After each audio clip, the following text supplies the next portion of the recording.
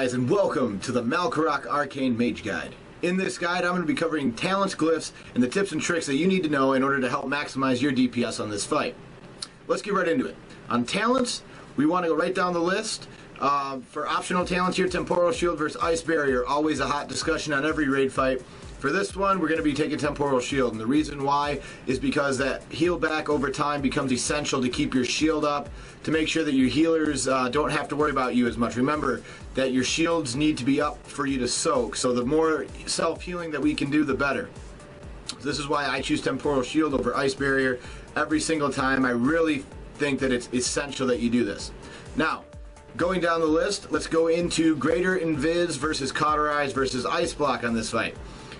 Greater Invis, I think, wins out every time. The reason why is because you can pop Greater Invis, and during Blood Rage, if you're doing the spread out method, you can actually soak a ton of those orbs in your zone and clear your quadrant right out, so that way the next time you go into the soak phase, you're fine. Every time you go back into phase 1, you're good to go. You've got all your lane is perfectly clear and you're good to go.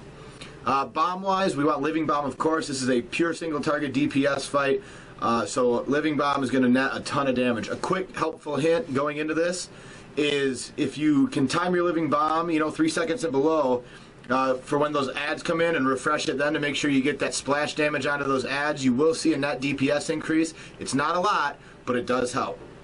Also remember that those ads that get pulled in, hopefully, when they get taunted in, that your A-bar cleave will do really, really well on those, but melee will normally burst them down pretty quick. So you really have to be timing that right. It's not going to be an essential part of your damage if you don't get it every time, but again, every tiny little bit we can get will help. So keep that in mind, that if you're doing your normal rotation, if you can get one more in there, just so that you can make sure you're getting that Arcane Barrage cleave off, it'll always help. It does actually up your DPS a little bit in this fight. Glyph-wise, Arcane Power I find is essential in this fight. The reason being is because you're popping Luster Heroism at the start. So you get those nice big numbers for quite a while. You've got your mana gem rocking, you've got your procs going, your trinkets going. We want to pummel as much DPS and keep our numbers really high up there. Also remember that as the fight goes on, we're going to be in soaking, we're going to be moving out of quadrants if we have to. There's a lot of RNG that can really hurt us in this phase. So making sure that you have that beginning burst damage is going to really, really help your numbers over the long run. Double blink, also essential. This way we can blink out of quadrants that are going to get slammed. We can blink into the pools that need to be soaked. We can blink, if we're doing the stack method, we can blink into the middle. There's just so many things that double blink help us with on this fight. It is essential that you take double blink on this fight. And the last one that I like to take is Glyph of Evocation. The reason I like Glyph of Evocation on this fight is very, very simple. That shield. I like to keep my shield as full as I can. Between Healthstone, Temporal Shield, and Glyph of Evocation, you're really going to find yourself doing some nice self-healing here, trying to keep that shield up as best you can. With things like Ice Block and Ice Barrier, you have tons of mitigation, as well as Temporal Shield to help you out in those every other time as well. So you should be able to survive. Mages are amazing on this fight, so just keep that in mind, that you are a great asset to your raid team when this fight goes on. So always try to remember that, try to utilize your abilities so that you can maximize your DPS.